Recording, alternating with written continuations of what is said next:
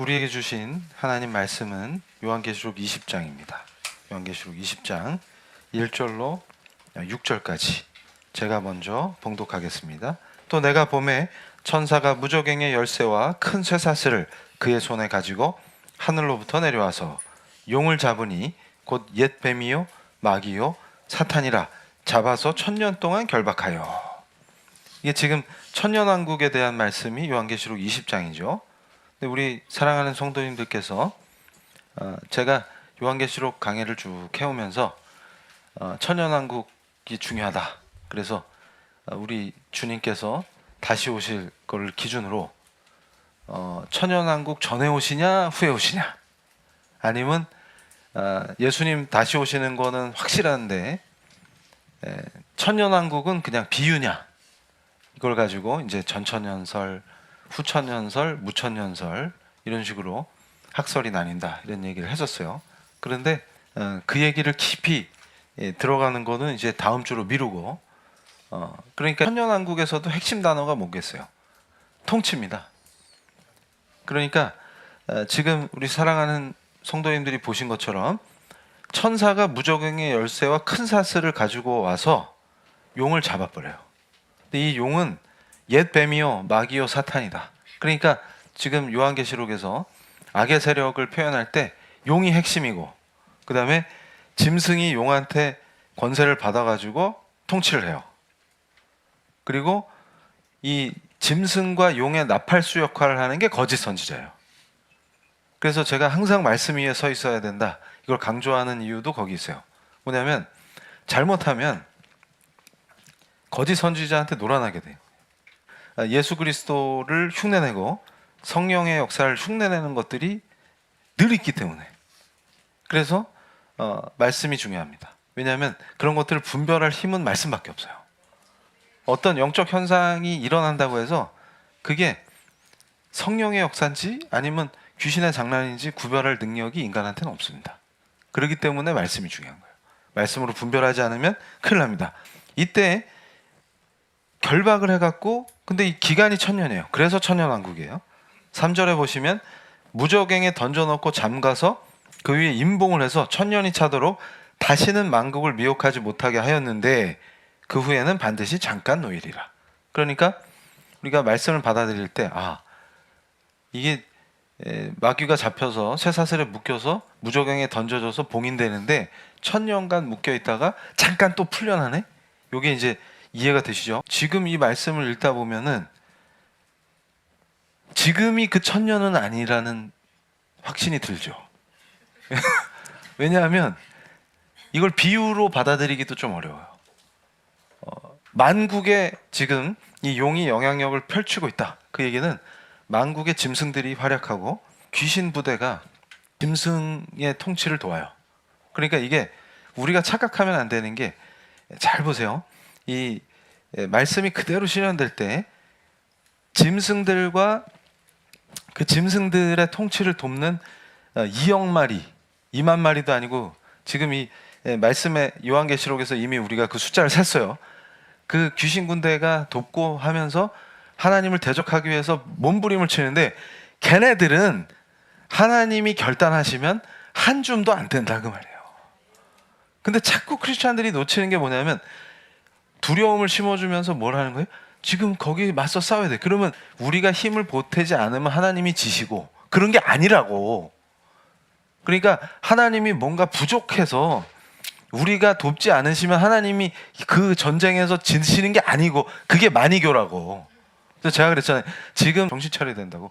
그걸 부추겨서 이 전쟁에 참전하셔야 됩니다 이러면서 난리를 친다고. 근데 하나님이 우리를 구속하시겠다, 구원하시겠다고 약속하시고, 구원의 역사는 하나님의 것이니까 써내려 가실 때 우리가 빼고 더할 게 없다, 그 말이에요. 그럼 우리는 뭐 합니까? 방바닥에 그냥 배 깔고 엎드려 있으면 됩니까? 그래서 또 정신 못 차리고 성경을 모르는 사람들이 굴 파고 들어가서 야, 이 굴에서 기다려. 주님 다시 오실 때까지 기다려. 이러는 거예요.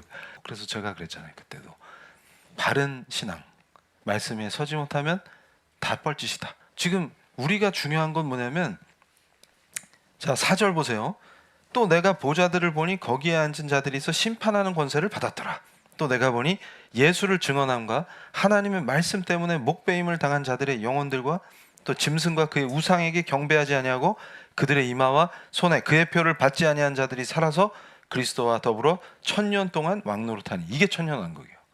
여기서 핵심은 뭐냐면 예수 그리스도를 말씀 그대로 증거하고 말씀이 가르치는 대로 참신앙을 지키다가 목배임을 당한 성도들이 여기서 부활해서 예수 그리스도 왕 대신 우리 주님과 함께 1000년 왕국에서 통치한다고 말이에요. 왕 같은 제사장으로 저와 여러분이 될 줄로 믿습니다. 그게 중요한 거예요 지금. 그러면 자, 무저갱에 갇히면 이 용과 그 하수인인 짐승과 이 짐승의 수발을 드는 수많은 귀신들과 이것들이 만국에서 영향력을 잃겠네요. 그러니까 굉장히 하나님 뜻이 그대로 실현되는 통치가 가능해지는 겁니다. 그런데 지금 이 시대는 그런 시대가 아니고 용과 짐승과 귀신들이 활개를 치고 삼킬 사람 어딨나 이러고 다니는 그 시대란 말이에요. 그럼 이 시대에 우리가 할 일은 뭐냐면 목배임을 당한 그 역사 속에 하나님의 사랑하는 사람들처럼 말씀 그대로 우리를 세상과 구별되는 하나님의 아들, 딸로 지키면서 예수의 제자도로 살면서 주님 다시 오시길 기다리는 거예요. 그러면 지금 이 정신 나가고 미친 세상에서 어떻게 하는 게 바로 그 제자도냐? 그걸 추구하는 게 우리 PL교회입니다. 예수 그리스도가 머리가 되시면 우리가 그의 몸으로 지체들로 여기 모여서 주님을 찬양 경배하는 삶을 드릴 수가 있어요. 그러니까 그걸 어떻게 하느냐라고 했을 때 제가 역사성을 강조하는 이유가 있어요. 오늘 우리 사랑하는 성도님들은 명확히 기억하셔야 되는 게 성경에서 벗어나는 건 우리 용납하지 않습니다. 그리고 성경의 가르침을 그대로 현실에 어떻게 적용할 것인가 라고 정리한 것이 신앙 고백이에요. 그러니까 우리 PL교회는 성경과 성경을 현실에 어떻게 적용할 것인가, 우리의 신앙이 어떤 상황에 부딪혔을 때 어떻게 하면 잘못된 가르침, 이단이나 반성경적인 흐름에 빠지지 않고 우리의 신앙을 지킬 것이냐 할 때 그 기준이 웨스트민스터 신앙 고백이라는 거예요.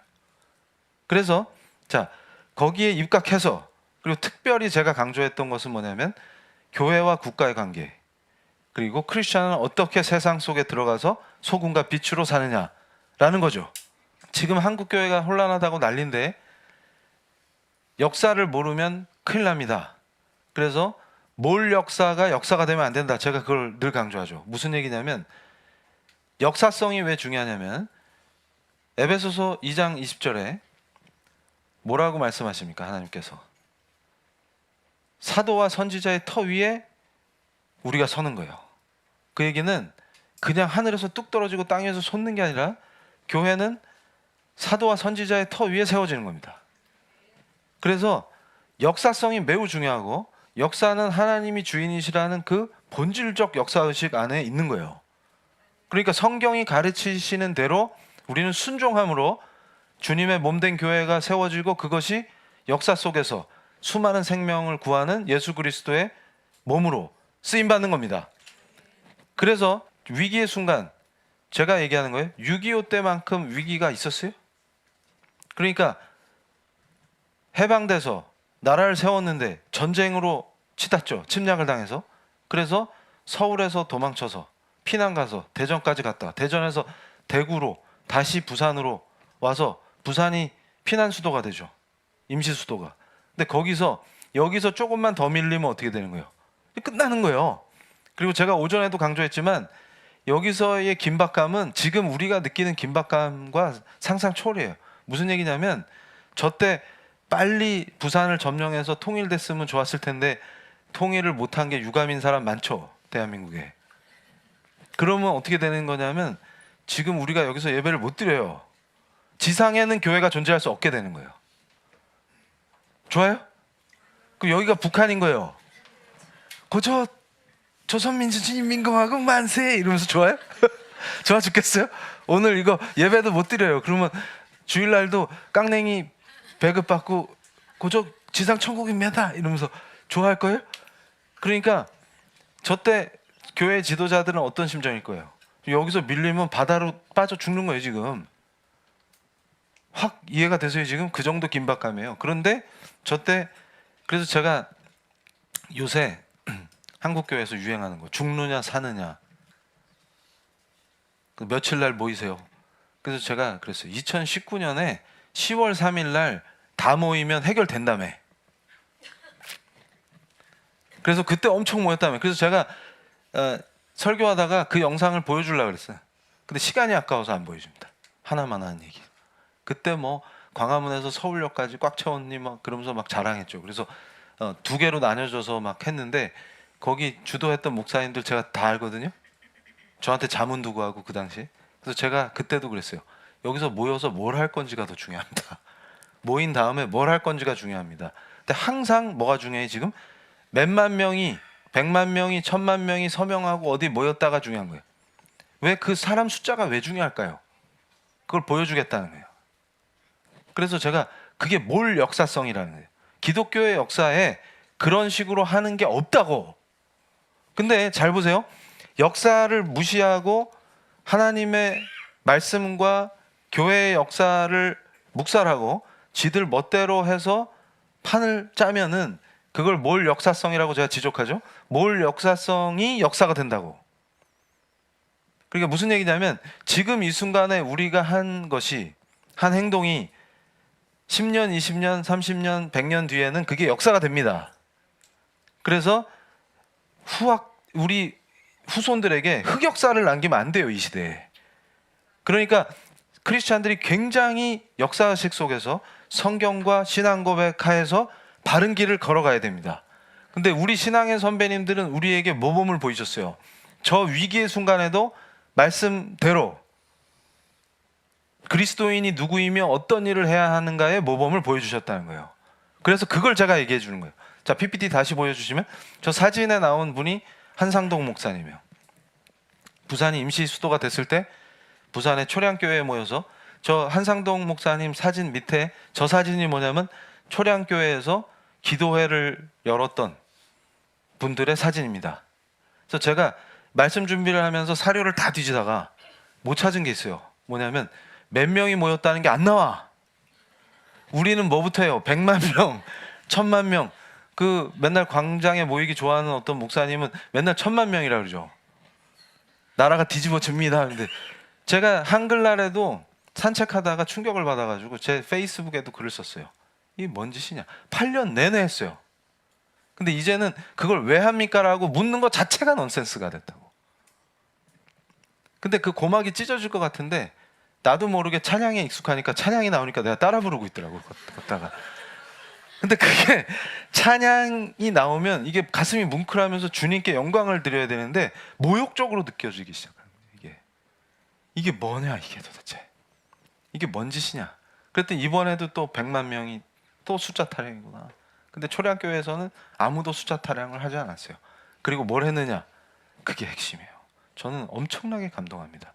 전에도 제가 애틀란타나 미주 집회할 때 우리 사랑하는 그 이민 우리 성도님들이 막 우셨어요. 연세 드신 분들은. 왜냐하면 옛날 기억이 나니까. 그러니까 무슨 얘기냐면 저 초량교회에 모여서 이제 끝이구나. 근데 끝이 아니에요. 크리스찬한테는 끝이 없습니다. 영원한 생명이기 때문에 뜨겁게 하나님께 부르짖으면서 기도했는데 저 기도회를 이끄셨던 한상동 목사님이 강조했던 게 뭐냐면 한 목사님이 일제시대 때 신사참배 반대 운동을 조직적으로 하신 분이에요. 그러니까 얼마나 우리가 은혜를 받냐면 후퇴해서 피난 가는 그 와중에서도 뭐냐면 잘 보세요. 구한말의 그 끔찍한 현실과 그 다음에 식민지로 넘어갔다가 이제 독립을 주시고 나라를 세우게 해주셨는데 그 과정에서 교회가 부흥하는 걸 맛봤죠. 그 가운데에서 왜 말씀대로 살지 못하는 다시 무너지기 시작한 이 교회를 회개한다 이러면서 강력하게 해방 후에 교회 쇄신운동을 하시던 목사님들 중심으로 회개 기도를 하면서 부산까지 피신을 왔는데 부산의 초량교회에 모여서 바로 그 기도회를 그대로 확대해서 부산에 온 모든 성도들이 다 참여할 수 있게 열어주신 거예요. 그러면서 원래 작정은 일주일이었습니다. 일주일 동안 핵심이 뭐였냐면 회개 기도예요. 그리고 교회의 쇄신을 위해서 하나님 앞에 엎드려서 회개 기도하는 게 저 기도회의 핵심이었어요. 그러다 보니까 어떤 일이 벌어집니까? 자, 일주일간 집회를 하는데 새벽 기도부터 시작하는 거예요. 새벽에 나와서 기도하고 낮에는 뭐 하냐? 성경 공부하고 저녁에 뜨겁게 통성으로 기도하는 집회를 여는 요 방식으로 일주일을 가는 거예요. 그러면서 당시에 한국교회 기라성 같은 목사님들이 다 주강사로 쓰셨어요. 박윤선 목사님, 박형용 목사님, 한상동 목사님. 그래서 저 비상기도회 중에 박윤선 목사님이 간증을 하기 시작했는데 그게 뭐였냐면 주제가 우리가 서 있는 역사적 입장입니다. 그러니까 무슨 얘기냐면 저 시대의 교회의 리더들은 지금 현재 전쟁 중인 한국에 두신 하나님의 뜻을 보기를 원했어요. 그러니까 왜 지금 이 위기 속에 우리가 처해 있느냐, 이 역사 속에 서 있는 우리의 입장은 무엇이냐, 하나님 앞에서 우리가 무엇을 회개해야 되고 무엇을 바로잡아야 되고 무엇을 세워야 하는가를 얘기하셨어요. 그러면서 간증을 하셨는데 일제시대 때 신사참배를 거부했던 한 선교사님 얘기를 본인이 직접 겪으신 거를 이렇게 쫙 간증을 하시는데 그때 완전히 교회가 다 울음바다가 되고 회개의 물결이 일어난 겁니다. 그래서 일주일을 저렇게 회개 기도회를 여셨어요. 그리고 중앙교회에서는 구국 기도회를 열고 이 두 개의 기도회가 동시간대에 불처럼 일어난 거예요. 그럴 때 놀라운 일이 벌어집니다. 그때 아마 지금같이 긴박하다 죽느냐 사느냐 타령하는 사람들이 봤으면 지금 전쟁 중이고 부산이 밀리면 끝나는 건데 한가하게 성경 공부합니까? 이랬을 거예요. 근데 한가한 게 아니라 성경 공부를 합니다. 저게 크리스찬이에요. 이 시대에도 우리 사랑하는 성도님들이 반드시 깨달으셨어야 돼요. 뭐냐면 본질에 서지 않으면 아무것도 아니다. 긴박성을 얘기해서 선동하지만 본질에서 벗어나면 긴박하다는 이름으로 하는 뭐든지 시뻘짓이다. 광장에 모여서 꽥꽥 소리를 질러서 제가 그때도 뭐라고 얘기했습니까? 시민들이 듣지 않으면 볼륨을 높이면 됩니까? 이 사람들 우리 얘기 안 듣네. 그럼 볼륨을 높이면 듣습니까? 그러니까 지금 두 가지를 다 놓치는 거예요. 제가 목요일에 사도행전 강의하면서 굉장히 강력하게 하나님의 말씀을 대언했죠. 정신 차려야 됩니다. 여러분 잘 생각해 보세요. 두 가지 다 놓치는 거예요. 무슨 얘기냐면 지금 현재 왜 모인다고 주장하느냐 그럴 때 위기다 그러는데 뭐가 위기냐 그랬더니 8년 전부터 외쳤잖아요. 위험하다고. 그런데 8년 동안 막 하나님 우리 선동해서 난리를 치고 사람들 동원하면 막을 수 있다고 호언장담을 했는데 오히려 더 악화돼서 지금은 어떻게 됐어요? 아예 사법부가 동성혼을 사실혼 관계를 인정하는 판결을 한 거예요. 국회가 법을 통과시킨 게 아니고 사법부가 판결을 통해서 사실상 동성 간의 사실혼 관계를 인정한 상태가 됐다고. 그랬더니 저 난리를 치는 거예요. 그래서 제가 전문가 입장에서 황당했던 게 뭐냐면 난리를 칠 거면 성도들한테 정확하게 지금 뭐가 문제고 뭐가 우리 교회가 대응해야 되고 어떻게 대응해야 되고 이런 걸 차근차근 우리 교인들도 모른다고. 모르는데 일단 모여봐야. 그럼 모이면 해결이 난대. 그래서 도대체 왜 그럽니까? 그랬더니 한다는 소리가 대통령이 거부권을 행사하면 된대. 광장에 왕창 모여서 힘을 보여주면. 그래서 제가 목 잡고 쓰러질 뻔했대요. 아니 사법부가 판결을 했다니까 무슨 대통령이 뭔 거부권 행사를 해요 지금. 무슨 생각으로 사는 겁니까 지금 우리가. 그러면 모이면 돼. 그런데 우리 신앙인 선배님들은 그거보다 몇만 배 위급한 상황에서 어떻게 하는 거예요?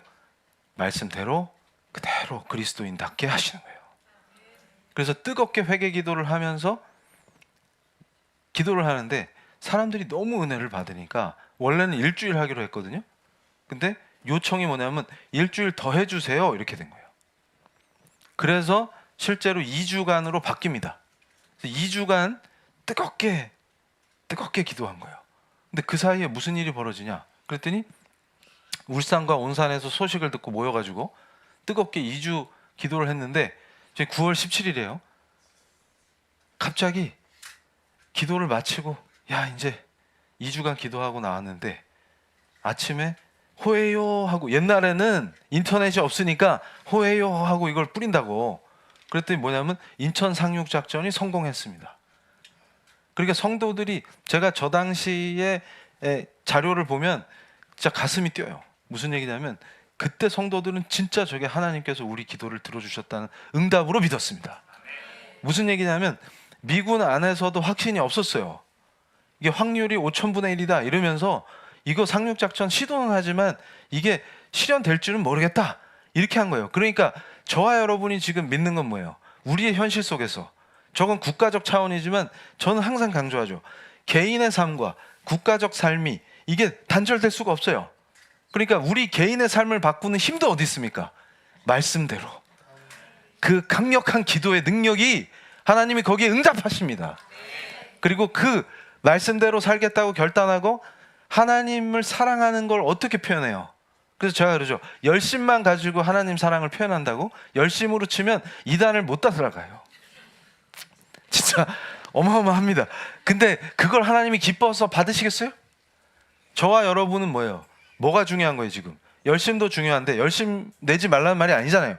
열심히 뭘 하냐고 라고 했을 때 우리의 삶이 온전히 말씀 위에 서는 거예요. 그걸 하나님이 기뻐하시기 때문에, 잘 보세요.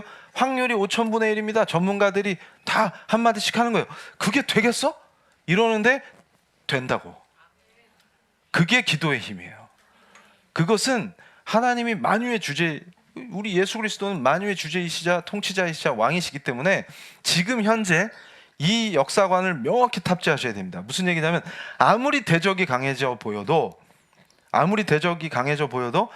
하나님이 결단하시면, 지금 보셨잖아요. 무저갱의 천사를 보내서 마귀를 묶어서 그냥 던져버리실 수 있는 분이기 때문에 하나님이 힘이 부족해서 우리가 나서서 힘을 보태는 게 아니고, 우리가 성경대로 살면서 하나님 앞에 부르짖을 때 우리의 기도를 들으시고 응답하신다고.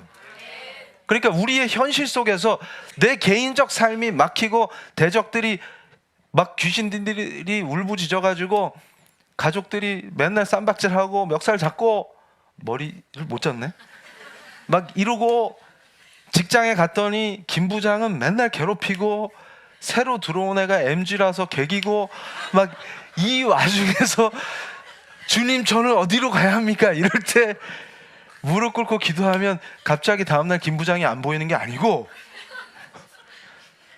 그 영역을 내가 정복해 들어간다고.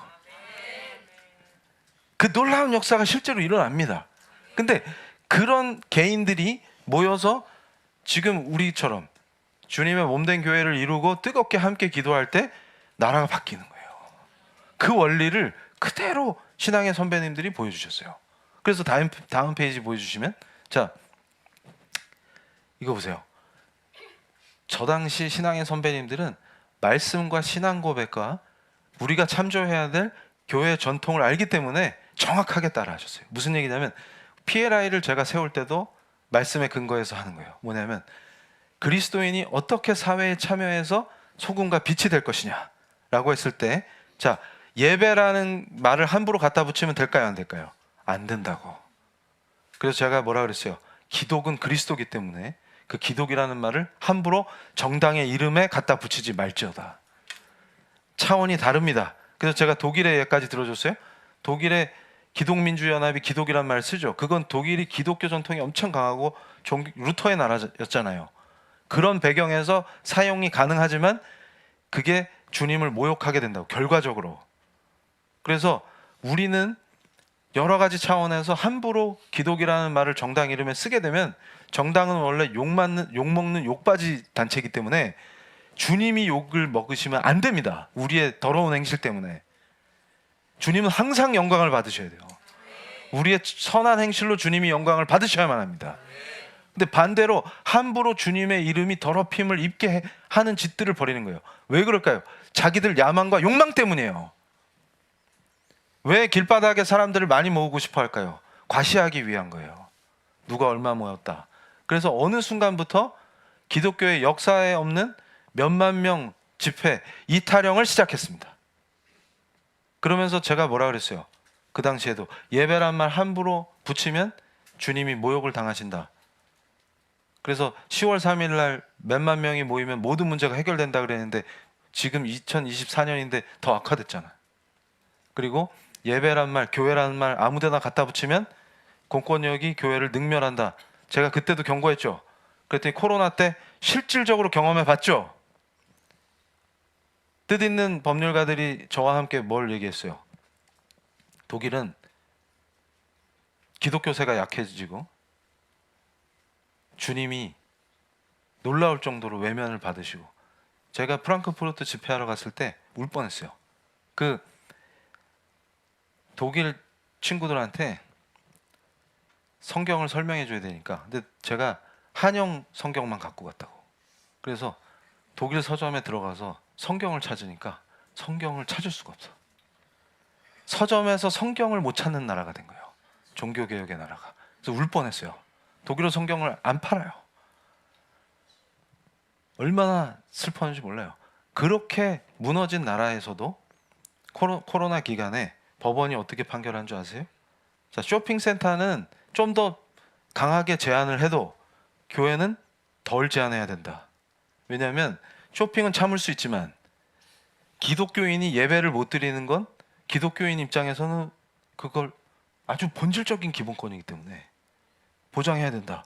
그래서 방역 때문에 제한은 하지만 쇼핑센터보다 훨씬 풀어준 거예요, 기준을. 근데 한국은 어떻게 했어요? 반대로 가죠. 장사 못하면 난리가 나는데 교회는 때려잡을수록 국민들이 기뻐하니까 거꾸로 가죠. 그리고 제가 CTS 생방송에 출연해서 뭐 설명해 줬어요. 방역 때문에 통제하는 것까지는 받아들이겠는데 경찰관이 왜 나타나냐고, 교회에. 이해가 되세요?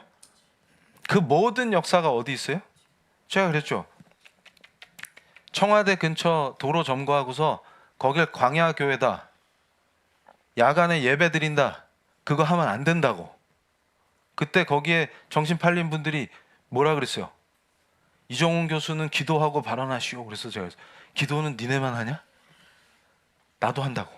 근데 거기서 참여하신 분들이 악한 분들이 아니에요. 순수하고 착한 분들이에요. 뭐냐면 이 시대의 잘못된 목회자들이 말씀을 가르치지 않기 때문에 순수한 분들이 열심은 있고 하나님을 사랑하는데 그걸 어떻게 표현해야 되는지 모르니까 그 자들에게 이용당하는 겁니다.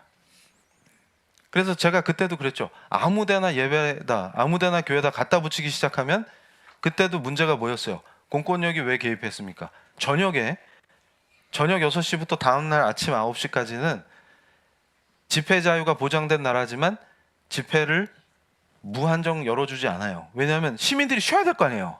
여러분 상상해 보세요. 밤에 쉬어야 되는데 누군가 옆에서 계속 집회한다고 생각해 보세요. 귀가 찢어지도록. 그럼 그 동네 사람들이 어떻게 되겠어요? 그런데 그게 예배다, 여기가 교회다 하면서 판을 벌린 거예요. 그랬더니 공권력이 개입했죠. 그랬더니 뭐라고 항의한 거예요? 감히 예배를 건드려? 이렇게 된 거예요. 경찰력이 교회와 예배를 쳤다, 이렇게 공격한 거예요. 그랬더니 제가 하다 이 말씀 준비하다가 충격받은 게 뭐냐면 KBS 기자가 2019년인데 그 당시에 그게 왜 예배가 아닌지를 목사가 가르치는 게 아니라 신학적으로 이게 왜 예배가 아닙니다 라고 하는 것을 목사들이 가르치는 게 아니라 KBS 기자가 분석해서 연구해가지고 예배가 아닌 걸 분석 기사를 냈더라고. 그러면서 이 기자가 마무리를 지면서 뭐라 그랬냐면 성과 속을 얘기하면서 속이 성을 걱정해야 되는 비참한 시대다, 그렇게 얘기한 거예요. 그러면서 경찰력을 왜 투입하느냐, 그러니까 기자가 한 말이에요. 경찰이 종교시설에 병력을 투입한 사례는 많습니다. 가까이는 올해 2019년이에요. 5월 원로 목사와 현재 목사와의 갈등으로 교인들 간 물리적 충돌을 빚은 땡땡 교회에 경찰이 교회 내에 타격대 병력을 배치하기도 했고요. 그래서 제가 이거 준비하다가 분노가 일어나는 게 아니라 눈물이 나는 거예요. 이게 무슨 얘기냐면 우리가 굉장히 착각하는 게 있어요. 교회의 권위와 힘은 세력을 보여주는 데 있지 않습니다. 돈 자랑하는 데도 있지 않습니다. 뭐에 있어요? 경건과 거룩에 있습니다. 근데 우리는 스스로 경건해지거나 스스로 거룩해질 수 있는 존재가 아니기 때문에 예수 그리스도의 그 의를 전가받는 거예요. 우리 내면에서 끌어내서 내가 의를 입는 게 아니고 거룩해지고 경건해지는 게 아니라 예수 그리스도를 사랑하기 때문에 그를 깊이 따르고 결국 주님이신 성육신하신 주님이신 예수 그리스도이신 말씀 앞에 순종함으로 우리가 거룩과 경건을 덧입는 겁니다. 근데 왜 코로나 기간에 그렇게 과잉되게, 제가 법학자로서 설명해 줬죠. 경찰관 직무집행법상 교회를 통제할 때 그냥 일반 공무원이 아니라 경찰을 대동한 것은 무슨 의미다 이게. 그때 충격 많이 받으셨죠. 근데 왜 공권력이 우리를 그렇게 보느냐라고 하는 것은 우리의 행실과 무관하지 않습니다. 그래서 지금 제가 얘기하는 거예요. 지금 또 이걸 정할 때 잘 보세요. 제가 목요일에 우리 목요 워십에서 뭘 강조했어요? 우리 스스로 자멸의 길을 걷고 있다. 우리가 뭘 지켜야 합니까? 예배를 지켜야 돼요. 공권력이 함부로 예배에 관여하거나 예배를 통제하거나 하지 못하게 우리 예배의 자유, 결국 그게 우리 신앙의 자유의 본질이고 성교의 자유의 본질이에요. 예배자로 서지 못하면 우리는 뭡니까? 세상과 구별될 수 없습니다. 그래서 주일 성수와 거룩한 공예배를 지켜야 돼요. 제가 오전에는 자세히 설명을 못했는데 여러분 온라인 예배에 참여하는 것과 뭐가 다르냐 설명해 드릴게요. 지금 해외에서도 우리 PL교회 온라인 예배 드리는 분들이 있어요. 자,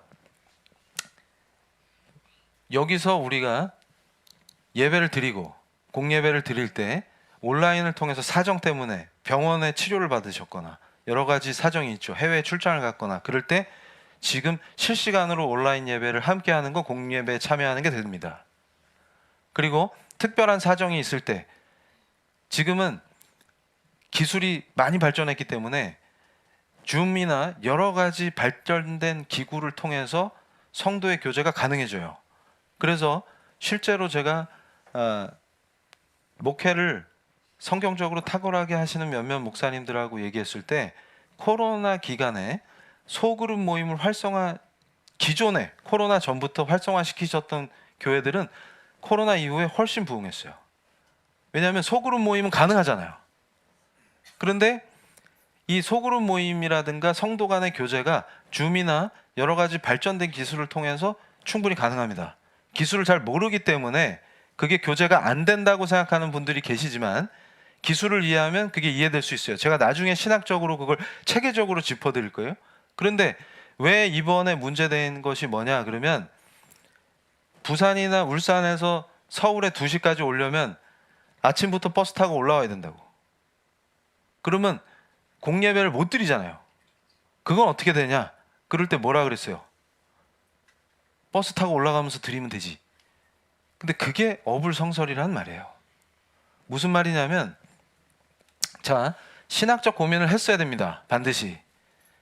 제가 지적하는 게 뭐냐면 그 순간 그런 요청이 있었을 때 정말 주의 종들이라면 잠깐 멈추고 이걸 신학적으로 검토해 보겠습니다. 긴박성이 아무리 긴박하더라도 검토를 해보겠습니다 하는 게 정상이에요. 그것만 했더라도 흑역사로 남지 않는 겁니다. 지금 죽느냐 사느냐 긴박하고 힘을 보여줘야 돼요. 그 말에 그 자리에서 통과를 시키니까 어떤 비참함이 일어나는 거예요. 그럼 여러분 생각해 보세요. 그러면 그 교회는 버스 대절에서 올라올 때 공예배 안 드릴 거예요? 전원이 다 버스 탑니까? 어떻게 하겠다는 거예요 지금? 제정신입니까 이게? 그러면 주일 성수와 예배를 그렇게 공예배를 함부로 다루잖아요? 그럼 제가 목요일에도 피를 토하면서 얘기했죠. 그럼 공권력이 우리의 예배를 침해해 들어올 때, 제안에 들어올 때 뭐라고 맞설 겁니까? 우리 크리스찬에게는 하나님께 예배 드리는 것을 빼앗길 수 없다. 출애굽기에서 모세가 바로에게 뭐라 그랬어요? 바로가 너희들은 왜 이렇게 모세 너는 왜 이스라엘 민족을 데리고 나가려 하느냐? 그럴 때 모세가 뭐라고 답변했습니까? 하나님께 예배 드려야 한다. 창세기 이래로 변한 건 없습니다.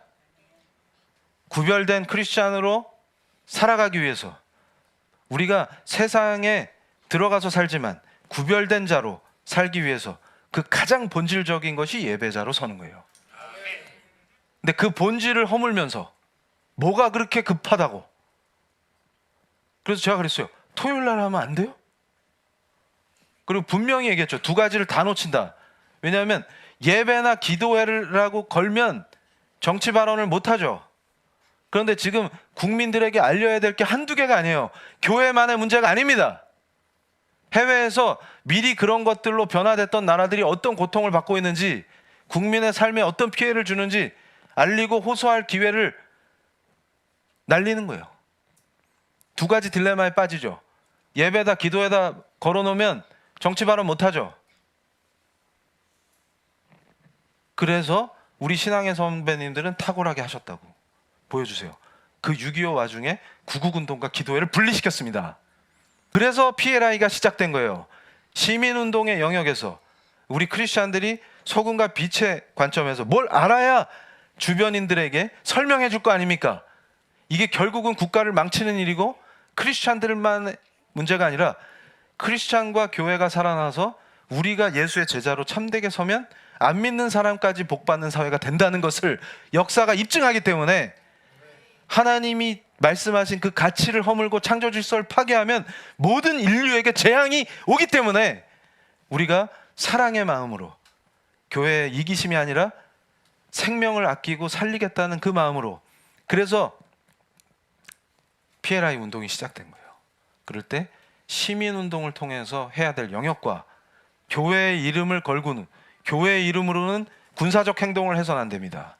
교회의 이름으로는 구체적으로 정치운동을 벌이면 안 됩니다.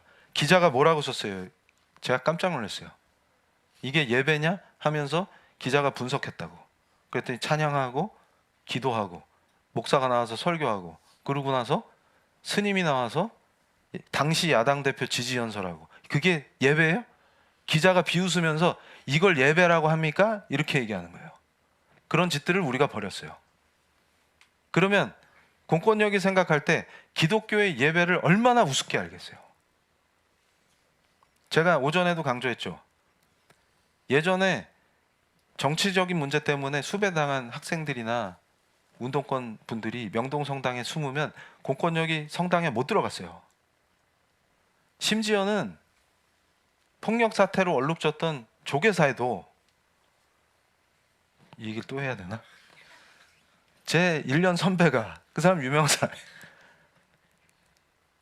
그 한총련에서 제일 주사파 하면 조국 통일위원장이잖아요.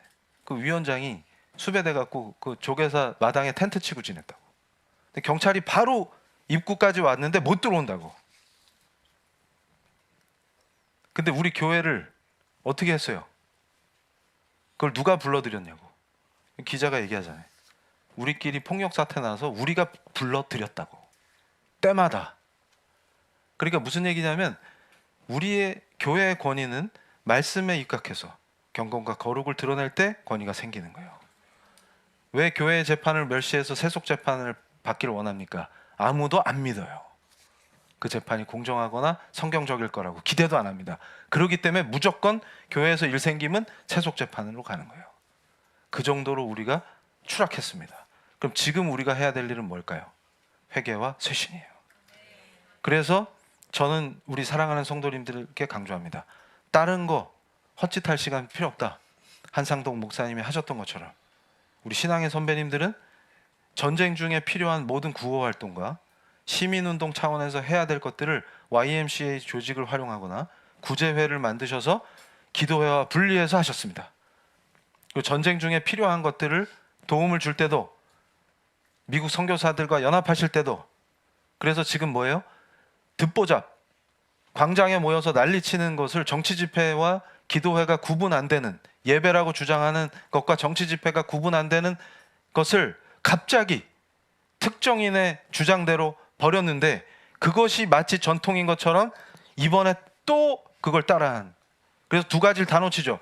참된 예배가 될 것이냐, 하나님이 기뻐하시는 예배가 될 것이냐, 퀘스천을 만들고, 그렇기 때문에 예배와 기도회가 되기 때문에 정작 표현해야 되는 정치적인 문제, 여러 가지 발생하는 사회적 문제를 거론하지 못하는 딜레마에 빠지게 될 것이다. 그러면서 뭘까지 건드렸어요? 크리스찬에게 중요한 주일 성수와 공예배를 멸시하는, 함부로 결정하는 그런 우를 범해버렸습니다. 이게 뭐예요? 이제 우리 예배 통제하겠다 공권력이 나올 때 뭐라고 항변할 거예요? 우리 예배는 우리의 목숨과 같습니다. 그럼 그럴 거 아니에요. 버스 타고 갈 수도 할 수 있는 거를 왜 이렇게 유난 떨어요? 그때는 맞고 지금은 틀려요? 그럼 뭐라고 할래요? 그래서 제가 그럽니다. 웨스트민스터 신앙고백의 예배의 엄중함을 말하죠. 제가 한 번 더 읽어드릴게요. 참 하나님을 예배하는 합당한 방법은 하나님이 친히 제정하셨고 그분의 계시된 뜻에 의해 제한된다. 따라서 인간의 상상과 의향이나 사탄의 암시에 따라 보이는 형태로나 성경이 규정하지 않는 다른 방식으로 하나님을 예배해서는 안 된다. 이게 중요한 원리입니다. 신명기 12장 32절, 마태복음 15장 9절. 제가 오전에도 말씀드렸죠. 이거 본문 말씀 나열하면 내일까지 해야 된다고. 성경의 말씀을 멸시하는 자, 그들에게 무슨 하나님이 응답하시겠습니까?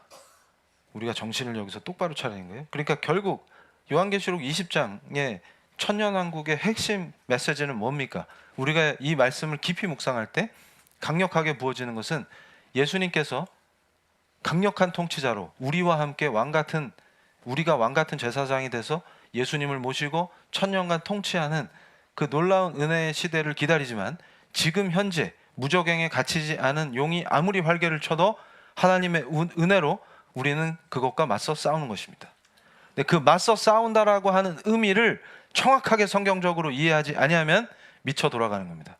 그래서 1500년대에 종교개혁 기간에 독일에서 미친 일이 일어났어요. 스트라스부르에서 무두쟁이 한 분이 직통계시를 받았다고 난리를 쳐가지고 신도들을 모아가지고 난리가 났어요. 스트라스부르가 새 예루살렘이 된다 이러면서. 그래가지고 무슨 짓을 벌였냐, 그래서 그 양반이 설치고 있는데 그때 갑자기 얀 마티스라는 사람이 제빵사인데 내가 더 크게 계시를 받았다 이래가지고 나타나가지고 스트라스부르가 아니라 민스터다 이랬더니 사람들이 구름대같이 몰렸어요. 그래서 무슨 짓을 벌였냐면 하나님의 자녀들이 어둠의 자식들을 죽여야 한다. 이제 도시를 피바다로 만들었어요. 그리고 이제 진짜 제대로 된 통치가 임한다 이러면서 예수 그리스도가 직접 우리 하나님의 자녀들을 통해서 일하신다 이러면서 난리를 쳤다고. 결론은 어떻게 됐어요? 진압돼서 처형당했습니다. 그래서 제가 그 당시에 크리스찬들이 정신 나가서 설칠 때 그 예를 들으면서 집회했었죠. 대전에서. 똑바로 봐라. 역사적으로 크리스찬들이 말씀 위에 서지 못하면 미친 짓을 벌이는 건 역사적으로 수없이 있었다. 지금 중요한 것은 위기를 내세워서 많은 자를 끌어모으고 그걸 통해서 뭔가 인간의 욕망과 야망을 실현하는 것이 아니고, 그럴수록 더 어려울수록 말씀과 본질로 돌아가서 하나님 앞에 회개하고 그의 응답을 받는 것이다. 이게 답입니다. 그래서 우리 선배님들은 어떻게 하셨나? 자, 다음 페이지 보여주세요. 선교사들이 전장에 남습니다. 제가 얼마나 감동을 받았냐면 서울이 함락당했어요. 그러면 죽을 수도 있는 거죠. 그런데 오산까지, 수원하고 오산까지 올라와가지고 우리 피난민들을 돕고, 미군이 일찍 진주하니까 미군들이 어떻게 활동할 수 있을까, 그런 것들을 도와요. 일본으로 피신 갈 수 있었는데 안 갑니다. 그리고 헌신하는 거예요. 특히 그 중에서 제일 눈부신 활약을 한 사람이 누구냐 그랬더니 언더우드 박사의 후손 언더우드 주니어예요. 기가 막힌 일이에요. 눈물이 납니다.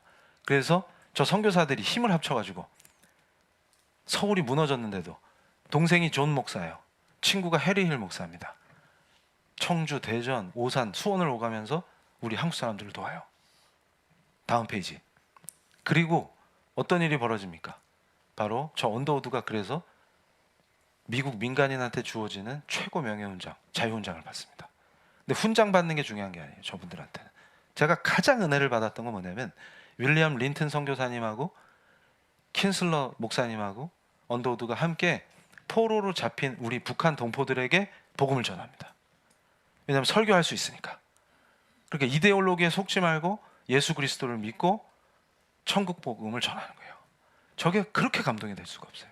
그러니까 선교사들과 우리 교회 지도자들이 연합해서 수많은 전쟁고와 미망인, 아들을 잃은 어머니, 남편을 잃은 미망인, 그리고 부모를 잃은 고아들을 구제하고 돕고, 저 때 또 그 월드비전 설립자 밥 피어스 목사님이 한국에 오셔가지고 그렇게 은혜를 받는 거예요. 무슨 얘기냐면 그 한국 성도들의 그 진실됨, 그리고 그 위기 앞에서도 하나님께 기도하고 노력하는 그 놀라운 크리스찬들의 모습들, 여기서 먹을 게 없어서 울부짖지만 그 하나님을 향한 사랑, 기도와 말씀 공부를 놓지 않는 그 모습에 감동해가지고 연합해가지고 선교사와 우리 교회 리더들과 성도님들이 혼연일체가 돼갖고 기도로 저 위기를 극복하는 겁니다. 은혜를 안 받을 수가 없어요. 우리는 저런 역사와 전통을 가진 사람들입니다. 그래서 우리에게 하나님이 주신 은혜를 생각해 보세요. 세계사에 유례없는 부흥을 주시고, 지금 우리가 자유 속에서 예배 드릴 수 있죠. 물론 사회는 더럽고 부패하고 혼탁합니다.